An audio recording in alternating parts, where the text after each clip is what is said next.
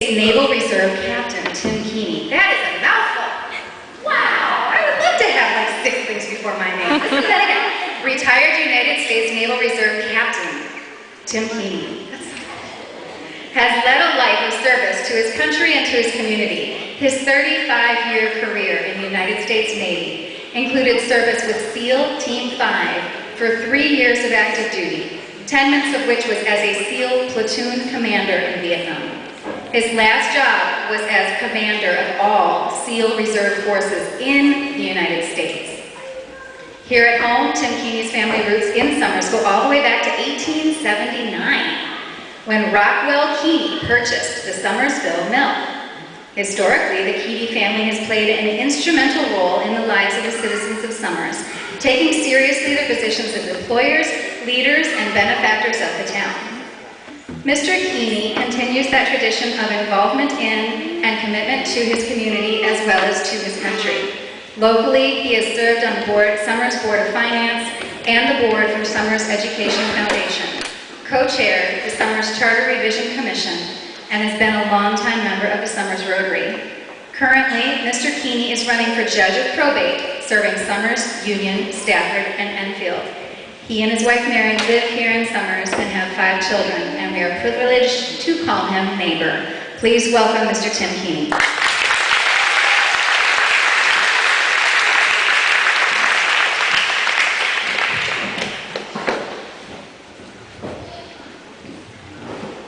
Thank you very much, Renata. It's a real pleasure to be here this afternoon, and I think Renata and her team have done a spectacular job getting all you kids out here and thinking about how to dress, how to get yourself ready for the 6th grade, moving into a new school, and I'm sure people are a little concerned about what's it going to be like, different building, maybe a few more kids in your class, new opportunities, and I'm here to tell you that I found in my career that you gain the most by risking things, taking a chance, doing something that you're not particularly comfortable with, and pursuing an opportunity.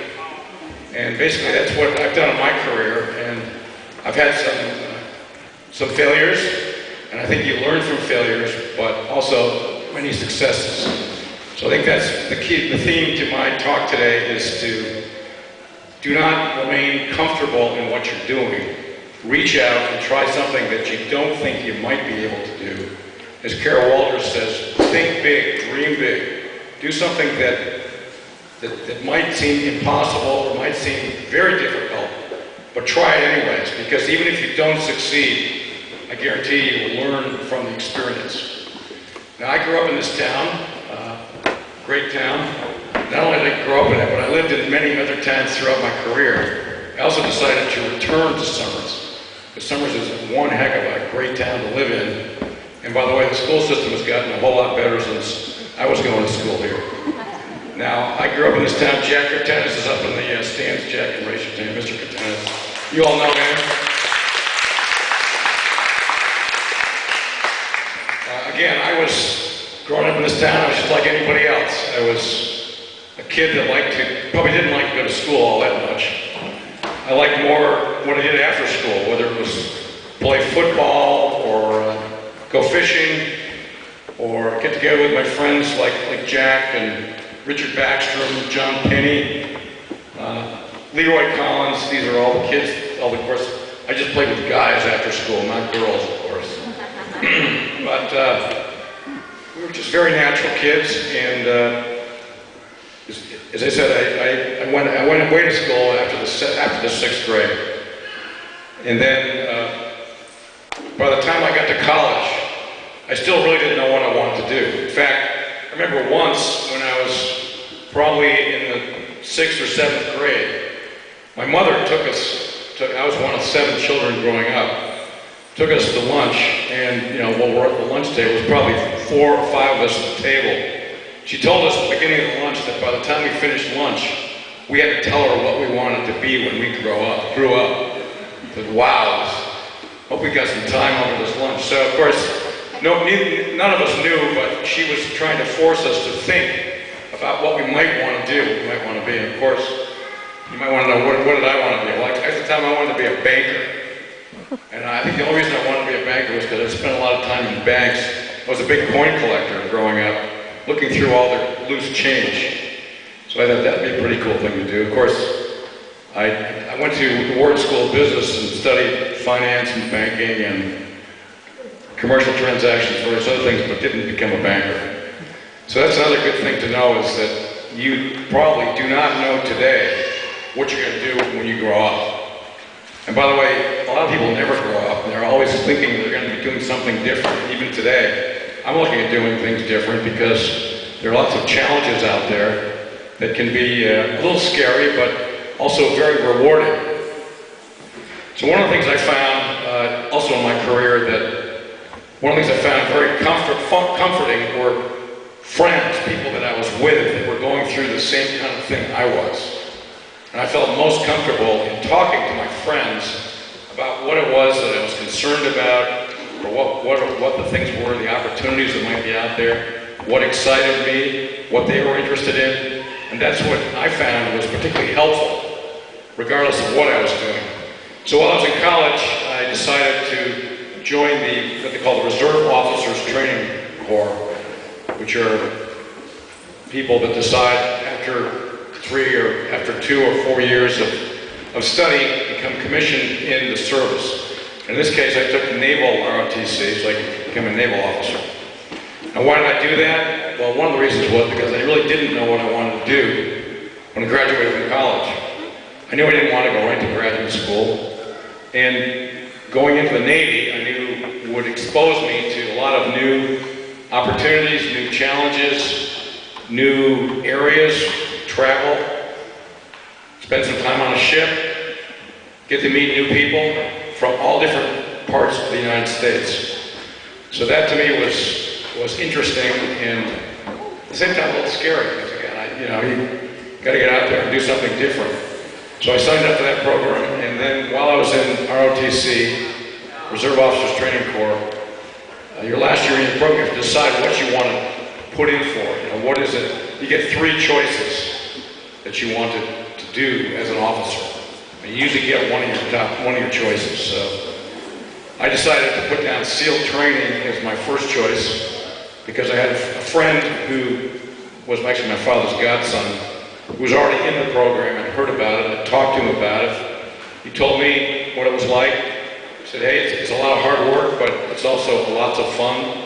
You get to work with a lot of fun people that like to do things like that you do as well, run on the beach, swim in the water, paddle rubber boats. And so I decided, and also there wasn't much military discipline either, so it was a very loose kind of group of people.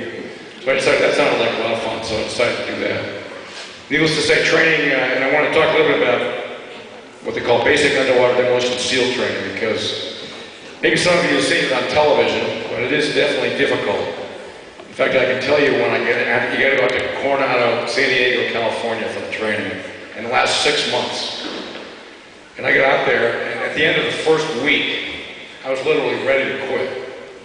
Because it was hard, even though I practiced before I went out there, even though I ran on the beach, tried to do push-ups and pull-ups and swimming.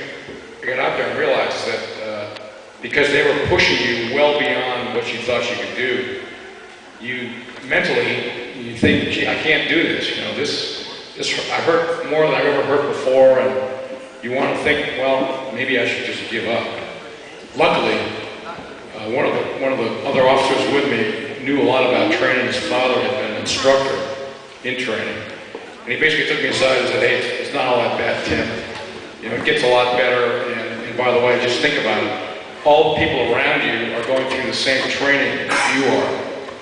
And that was one thing that really helped me, whether it be on a long run on the beach when I was dying. I didn't think I could run another 100 yards. And I could just look to my right and look to my left, see the people out there with me, and because they were doing it, I thought I should be able to do it as well. So that's another thing to think about, is the power of people going through the same thing that you're going through, and the ability for to help each other while you're doing it. So another thing I found in training when I was there, I found that there are lots of things, there are some things you're good at, and other things you're not good at. And you realize this pretty quickly. And one of the things I found I wasn't good at was running on the beach. Because one of the things we had to run in formation, which meant we had to run with other students, other trainees. And I hated the idea that you had to keep up with them. So mentally I would tell myself, this is really tough and I probably can't do it. And sure enough, I would fall back and out of formation. And of course, a lot of other people were falling back too, so I wasn't totally alone. But what would happen is the instructors would take those that were falling back and they would gather them for some special little competitive extra training things like push-ups in the surf zone in the ocean, running up and down hills, various other things you had to compete with. So they called it the goon squad. So as it turned out, I was usually the first person the instructors would find to start the goon squad. So I was the #1 goon. Anyway, it's just the way to call it, goon squad. But the fun thing was, because all the other people were behind me, you had to stop and wait for them to catch up. While I waited to catch up, I got to rest. So by the time everyone caught up to me, I was probably the strongest person in the goon squad. So I ended up being an excellent competitor in that regard. I found that I could do pretty good at what they were all out there competing against each other. So I found that to be a particular help. Other things I found that I was good at, I was a good swimmer. I found I was good at underwater knot tying. So one of the things you have to do in underwater demolition is tie big packs of demolitions to obstacles as you want to blow up. So I found I was pretty good at tying those knots. I also found out I was a pretty good scuba diver. Even though I'd never done any diving before, I found out that I was pretty good at it. I was comfortable in the water. And these are things that I learned in training that became very helpful to me afterwards, after I got out of the Navy. So, another thing I mentioned briefly is the opportunities that were presented. Now, I passed out to you a flyer, something we sent out to people from the ship, from the recovery ship. I was involved in 2 Apollo recoveries, or in this case, this was the first Skylab recovery, even though it says Skylab 2. Skylab 1 actually never flew, so Skylab 2 was the first Skylab to go up, and it was 3 astronauts that spent 2 months in space. And my job was to go out there on an aircraft carrier, go up into a helicopter. When the command module came down, that was the capsule that they lived in space. There was parachutes that would bring it to the ocean. We'd land in the ocean, and we would land on it immediately and put a collar, a big rubber collar around the command module, and put like a little porch on it, and then open up the hatch and bring the astronauts out, help them into a little net that they would, you can see the net is on there being pulled by a helicopter. And we'd pull them up into the helicopter. So what was interesting to me was, here I was, a kid that grew up in Somers, Connecticut,